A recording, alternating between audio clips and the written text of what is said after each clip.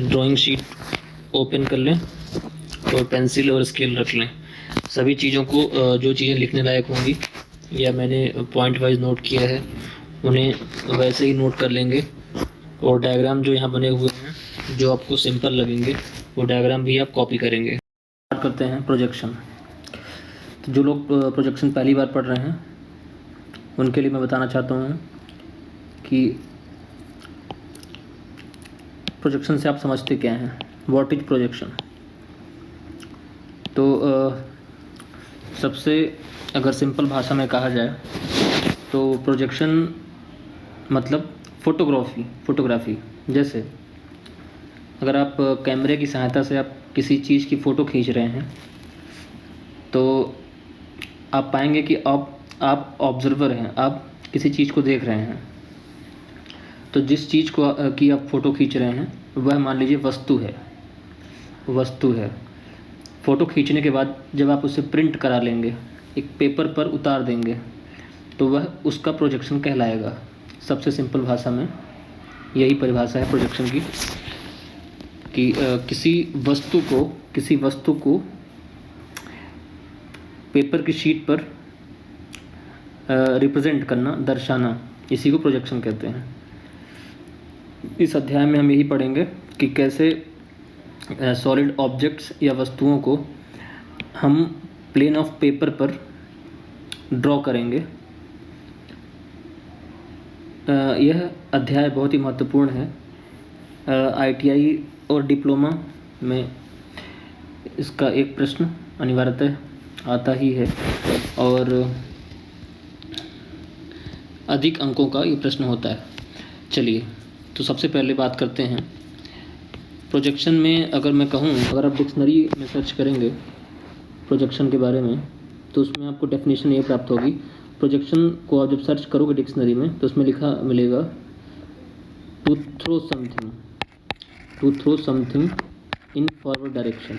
To throw something in forward direction, इसका मतलब क्या है? किसी चीज़ को आगे की दिशा में फेंकना, किसी चीज़ को सामने की दिशा में थ्रो करना, फेंकना, इसे ही प्रोजेक्शन कहते हैं। इसको मैं कहूँ कि किसी चीज़ की छाया बनना, किसी प्लेन पर किसी चीज़ की छाया बनना ही प्रोजेक्शन है। जैसे एग्जांपल के तौर पे मैं देखूँ, अगर देखिए जैसे ये ऑब्जेक्ट है, मान लीजिए ये ऑब्जर्वर है। ऑब्जर्वर मीन्स देखने वाला है और इस वस्तु को ये देख रहा है,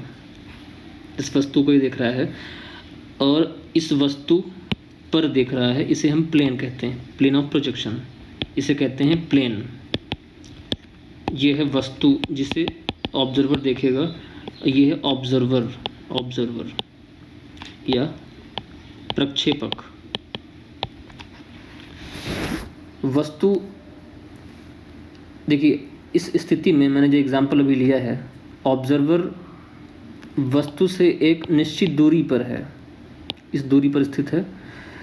चूँकि वस्तु निकट स्थित है, ऑब्जर्वर से आँख से निकट स्थित है, ऐसी स्थिति में जो ऑब्जर्वर की आँख से जो किरणें निकल रही हैं, आँख से निकलने वाली किरणें, ऑब्जर्वर की आँख से निकलने वाली किरणें, देखिए मैं इसको बना के दिखा देता हूँ। ये आँख से निकलने वाली किरणें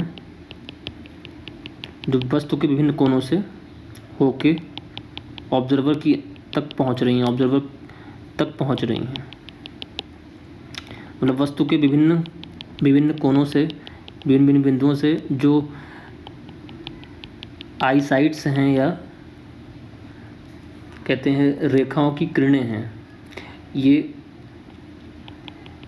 एक एंगल पर आकर ऑब्जर्वर की आंखों तक पहुंच रही हैं। अगर मैं इस बीच में एक प्लेन लगा दूं और जो किरणें जा रही थी यहाँ से, उससे मैं इस प्लेन पे एक निश्चित क्रम में मिलाकर बिंदुशः मिला दूं, एक निश्चित सीक्वेंस में मिला दूं, तो इस प्लेन पर जो हमें आकृति प्राप्त हो रही है, इसे ही इस वस्तु का प्रोजेक्शन कहा जाएगा। चूँकि पेपर है 2D होता है और वस्तु 3D है,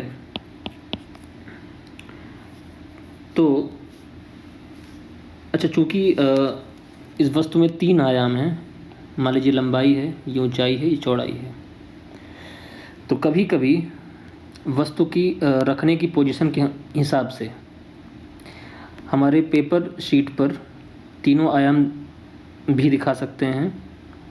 और कभी कभी, जैसे केस नंबर 2 देखिए, इधर यहाँ हम पाएंगे कि चूँकि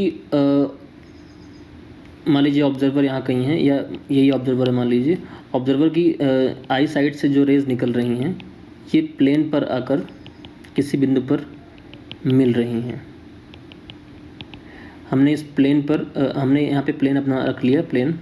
अब इन्हीं बिंदुओं को एक निश्चित क्रम में मिलाने पर जो आकृति प्राप्त हुई है, ये इस वस्तु का प्रोजेक्शन है। मैं अगर कहूँ कि ये साइड जो दिख रही है हमें, इसके पीछे वाली साइड जो होगी उसका ही प्रोजेक्शन हम यहाँ दीवार पर देख पा रहे होंगे। चूँकि इस केस में आप देखेंगे कि ये रेखाएं जो आई साइड्स या किरणें जा रही हैं, ये आपस में पैरेलल हैं, समानांतर हैं, जो प्लेन इनके लंबवत डायरेक्शन में रखा हुआ है, इनके लंबवत प्लेन रखा हुआ है। ऐसी स्थिति में सिर्फ 2 डायमेंशन ही प्राप्त होंगे प्लेन पर। चलिए इसके बारे में चर्चा आगे करेंगे हम। तो थोड़ा आगे बढ़ते हुए सबसे पहले हम देखते हैं कि प्रोजेक्शन होता क्या है। चलिए, तो इसको आप लिख भी लेंगे। किसी वस्तु को ड्राइंग या फोटोग्राफी के माध्यम से किसी पेपर पर, प्लेन पेपर पर, स्क्रीन पर दर्शाना ही प्रोजेक्शन कहलाता है। सबसे सिंपल परिभाषा है, किसी वस्तु को ड्राइंग के माध्यम से किसी पेपर पर दर्शाना प्रोजेक्शन कहलाता है। इसकी जो टेक्निकल परिभाषा है देख लेते हैं इसको भी। यदि किसी वस्तु के विभिन्न किनारों से, विभिन्न बिंदुओं से, कॉन्टूर से सीधी रेखाएं खींची जाएं जो किसी प्लेन पर आकर अलग अलग बिंदुओं पर मिलती हैं, तो उन बिंदुओं को एक निश्चित क्रम में मिलाने से प्राप्त आकृति को उस वस्तु का प्रोजेक्शन कहा जाता है। देखिए, हमने इसकी चर्चा पहले ही कर ली थी, इसे एक केस के तौर पर देखते हैं। किसी वस्तु के विभिन्न कोणों से निकलने वाली रेखाएं जब किसी प्लेन पर आकर मिलती हैं, जैसे ये रेखा हो गई, ये रेखा हो गई, ये रेखा हो गई, ये प्लेन पर आकर मिलती है, तो इन बिंदुओं को एक निश्चित क्रम में मिलाने पर जो आकृति प्राप्त होती है उसे ही प्रोजेक्शन कहते हैं, इस वस्तु का प्रोजेक्शन कहते हैं। और ये जो रेखाएं जा रही थीं, आई साइड्स जिन्हें हम कह रहे थे, रेखा किरणें कह रहे थे, इन्हें हम टेक्निकल भाषा में प्रोजेक्टर कहेंगे। अब प्रोजेक्टर्स, ये प्रोजेक्टर्स हैं। तो एक बार मैं फिर से परिभाषा को दोहरा दूँ, अगर किसी वस्तु के विभिन्न बिंदुओं या कोनों से निकलने वाले प्रोजेक्टर्स अगर किसी प्लेन पर मिलते हैं, तो प्राप्त बिंदुओं को एक निश्चित क्रम में मिलाने पर जो आकृति प्राप्त होती है, इसे ही प्रोजेक्शन कहते हैं। यही प्रोजेक्शन है। देखिए, प्रोजेक्शन बनाने के लिए कुल हमें 3 चीज़ें हमेशा चाहिए। एक वस्तु जिसे हमें देखना है, एक है प्लेन जिस पर देखना है, एक है जो देखेगा, इसे कहते हैं ऑब्जर्वर। तो ध्यान से एक बार और देख लीजिए। एक देखने वाला चाहिए, किसे देखना है, किस पर देखना है। 3 चीज़ अगर होगी तो प्रोजेक्शन बन पाएगा। जैसे मैंने अभी कैमरे का एग्जांपल दिया था, कैमरे के एग्जांपल में मैंने यही डिस्कस किया था कि अगर आप फ़ोटो खींचते हैं कैमरे की सहायता से, तो आप ऑब्जर्वर हैं, और जिस चीज़ की आप फ़ोटो खींचना चाह रहे हैं वो वस्तु हो गई। और फ़ोटो को खींचने के बाद अगर उसमें प्रिंट आउट आपने निकाला किसी पेपर पर, तो वो उसका प्रोजेक्शन हो गया। सबसे बेसिक में इतना ही है। इसके बाद इसमें बाद एक चीज़ और डिस्कस करें हम। जैसे मान लीजिए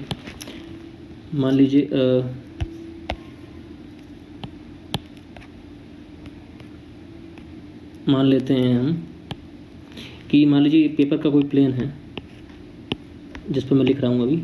इस पर मैंने कोई आकृति, सपोज मैंने एक आयत बनाया, तो इसमें अभी लेंथ और विड्थ 2 ही चीज़ें हैं, लंबाई और चौड़ाई। तो हमेशा यह आवश्यक नहीं है कि पेपर पर 2 डायमेंशन ही दिखाई जाएं। अगर मैं कहूँ कि ये मैंने इसी पेपर पर क्यूब बना दिया या घना बना दिया, ऐसी स्थिति में हम देखेंगे कि लंबाई और चौड़ाई और ऊंचाई तीनों दिखा पा रहे हैं।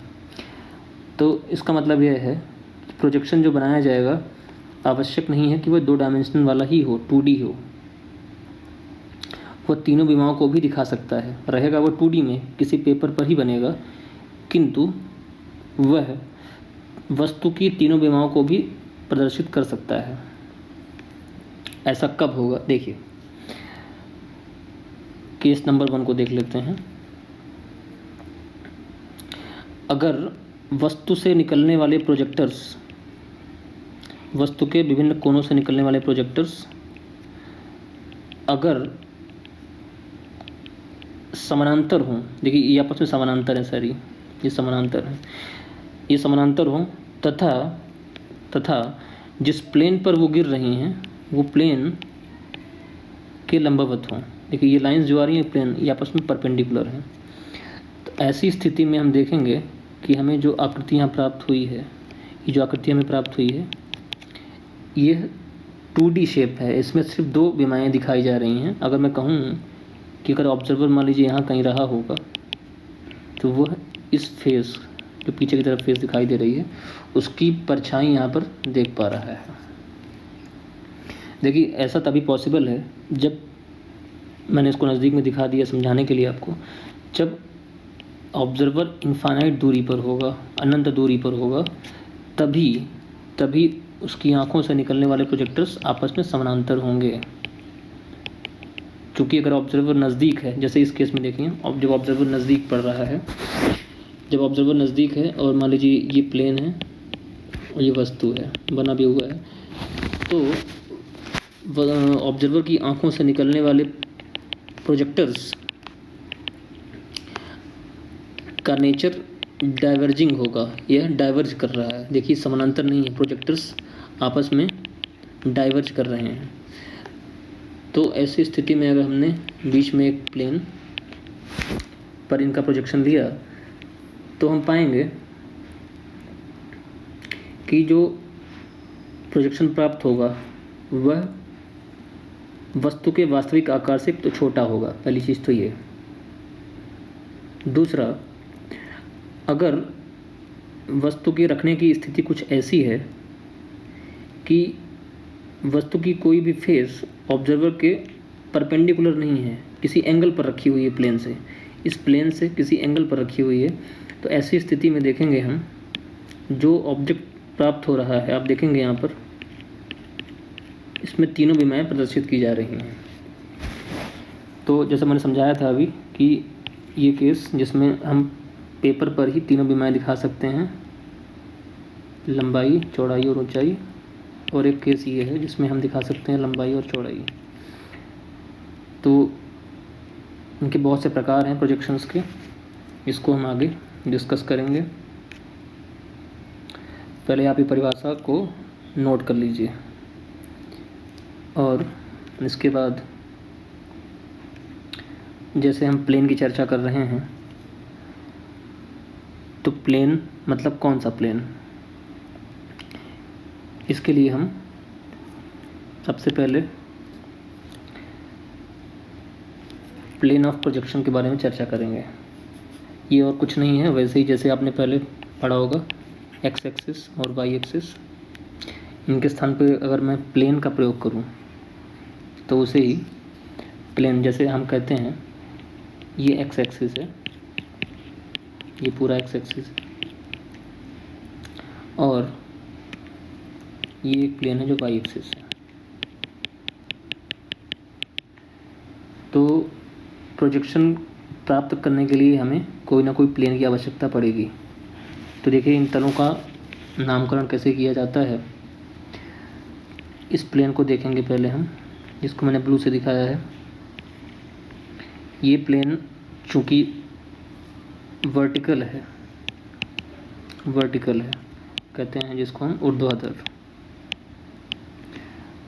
इसलिए इसे हम वीपी कहते हैं। वीपी, जिस प्लेन की स्थिति वर्टिकल है उसे हम वीपी कहते हैं। इसके बाद ये प्लेन देखते हैं जिसकी स्थिति क्षैतिज तल, हम कहते हैं ये हॉरिजॉन्टल प्लेन है। तो हॉरिजॉन्टल प्लेन में एच और पी लेंगे तो इसे हम एच पी कहते हैं। इसका मतलब साफ है, ग्राउंड से समानांतर जो प्लेन होगा उसे हम एच पी कहेंगे और जो प्लेन ग्राउंड के लंबवत है उसे हम वी पी कहेंगे। एच पी और वी पी, अब देखिए मैं इसको हमेशा एच पी कहूँगा इस प्लेन को, और इस प्लेन को हमेशा वी पी कहूँगा। एच पी और वी पी की स्थिति कुछ ऐसी होती है कि आपस में परपेंडिकुलर होते हैं, ये हमेशा परपेंडिकुलर होते हैं। प्लेन्स और भी होते हैं उनकी चर्चा हम बाद में करेंगे। मुख्यतः इन दोनों प्लेन्स को हम एच पी और वी पी को हम प्रिंसिपल प्लेन या रेफरेंस प्लेन कहते हैं।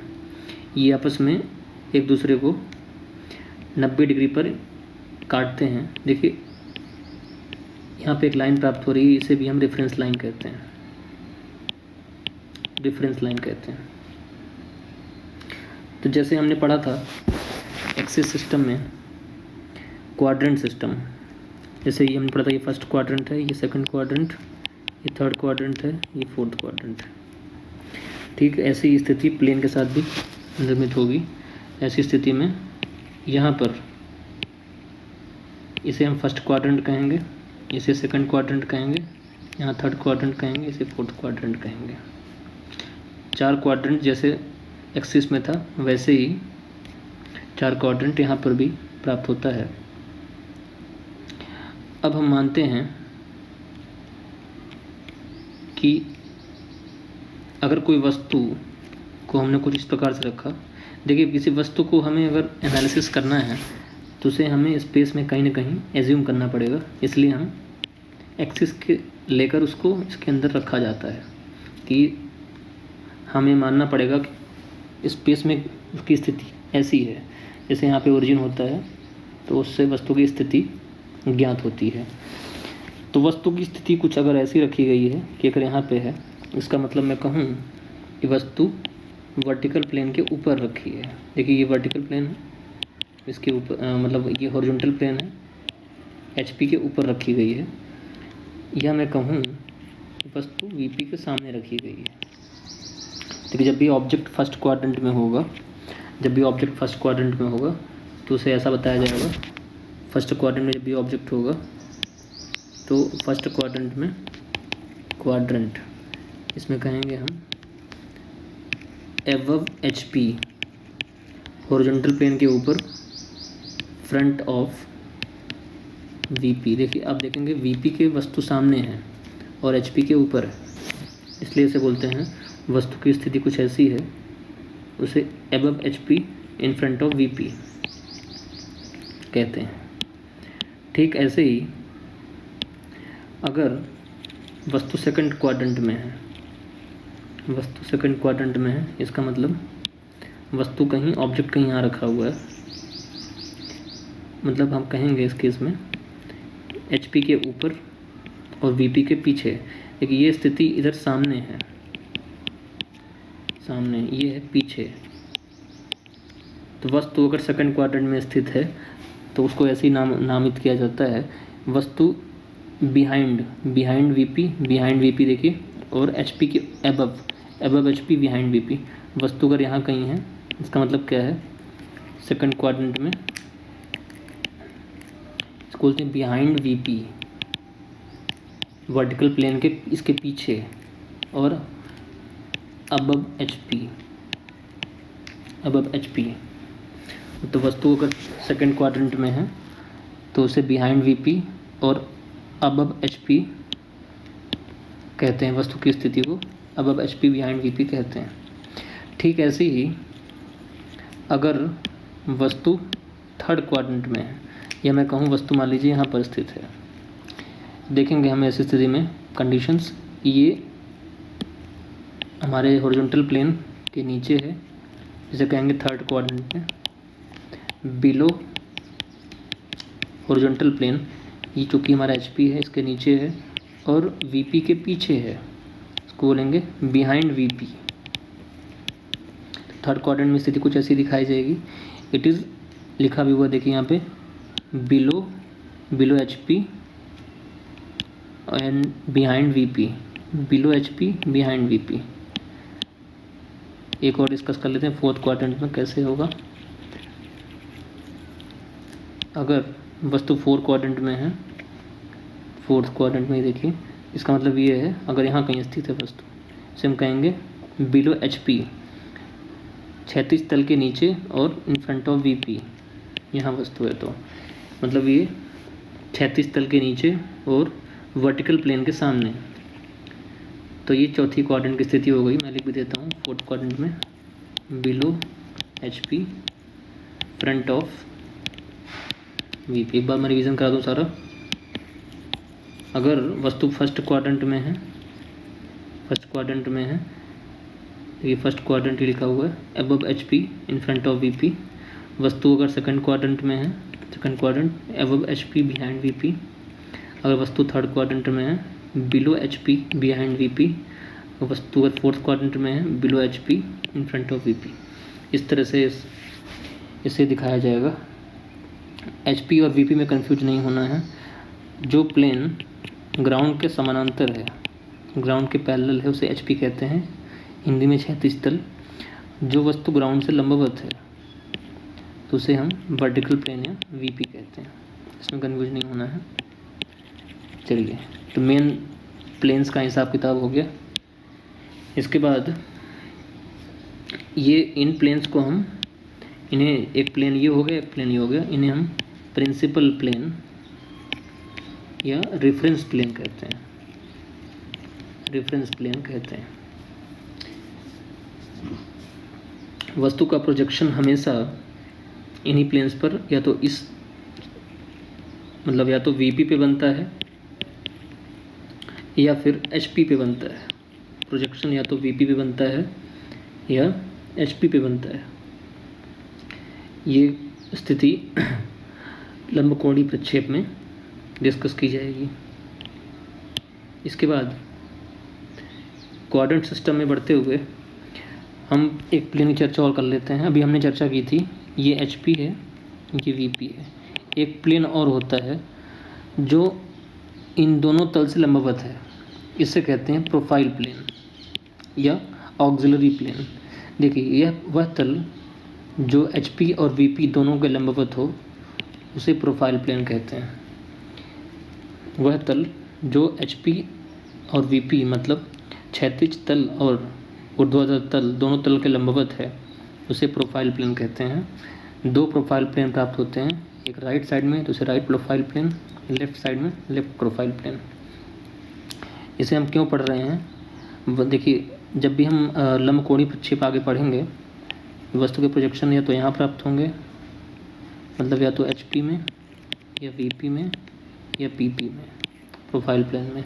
तो तीन तल, इसीलिए हमें तल जानना जरूरी है। आगे इसकी विस्तार से चर्चा करते हैं। फिलहाल कुछ परिभाषाएं के बारे में चर्चा करेंगे। तो तल किसे कहते हैं? प्रोजेक्शन बनाने के लिए प्रयोग किया जाने वाला तल को प्रक्षेपण तल कहते हैं। The plane which is used for projecting the object is called प्रक्षेपण तल। वह जिस पर, देसी भाषा में अगर कहें, वह जिस पर प्रोजेक्शन बनाया जाएगा उसे प्रोजेक्शन प्लेन कहते हैं। रेफरेंस प्लेन, हमने भी चर्चा करी है रेफरेंस प्लेन की। आपस में लंबवत वह दो तल जिनका प्रयोग प्रोजेक्शन बनाने में किया जाता है, उन्हें रेफरेंस प्लेन कहते हैं। जैसे हमने बताया था अभी, अगर मान लीजिए एक प्लेन ये है और एक प्लेन ये है, तो ये HP हो गया, ये VP हो गया, यही दोनों को ही रेफरेंस प्लेन कहते हैं। अब HP क्या है? VP वह प्लेन जो ऊर्ध्वाधर हो उसे VP कहते हैं। HP वह प्लेन जो क्षैतिज हो उसे HP कहते हैं। इसमें कुछ नया नहीं है, चर्चा कर चुके हैं। एक बार और अभ्यास कराऊं मैं अगर आपको ऑब्जेक्ट्स की। मान लीजिए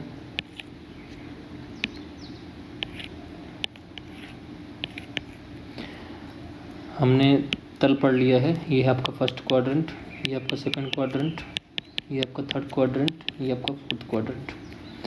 अगर ऑब्जेक्ट की स्थिति कुछ ऐसी है, ऑब्जेक्ट की स्थिति कुछ ऐसी है ये ऑब्जेक्ट यहाँ पर रखी है मान लीजिए, ऐसी स्थिति में हम कहेंगे इसका पोजीशनिंग का नामकरण फर्स्ट क्वाड्रेंट में अगर है इसको बोलते हैं अबव HP, बोलते हैं फ्रंट ऑफ VP। देखिए it is above HP front of VP। इसके बाद अगर ऑब्जेक्ट यहाँ पर रखी है सेकंड क्वाड्रेंट में, इसे हम क्या बोलेंगे, देखिए it is behind VP above HP। Third quadrant में आते हैं, अगर ऑब्जेक्ट कहीं यहाँ रखा हुआ है इसे हम बोलेंगे बिलो HP बिहाइंड VP, मतलब HP के नीचे VP के पीछे। अगर ऑब्जेक्ट यहाँ कहीं फोर्थ क्वाड्रेंट में रखा हुआ है इसे बोलेंगे front of VP below HP। एक चीज़ आपने देख पाया होगा साफ साफ कि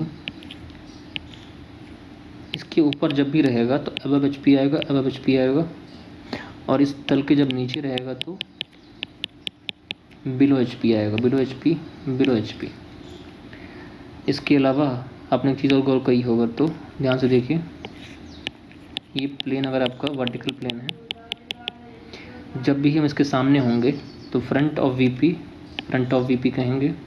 जब ही इस प्लेन के पीछे ऑब्जेक्ट रखा होगा तो इसे बिहाइंड VP कहेंगे, बिहाइंड VP कहेंगे। इस तरह से आप चारों क्वाड्रेंट में रखे हुए वस्तु का भौतिक रूप से नामकरण कर सकते हैं। फिलहाल आज के लिए इतना ही है, इतना रिवीजन करिए, फिर अगली कक्षा में आगे बढ़ाइए।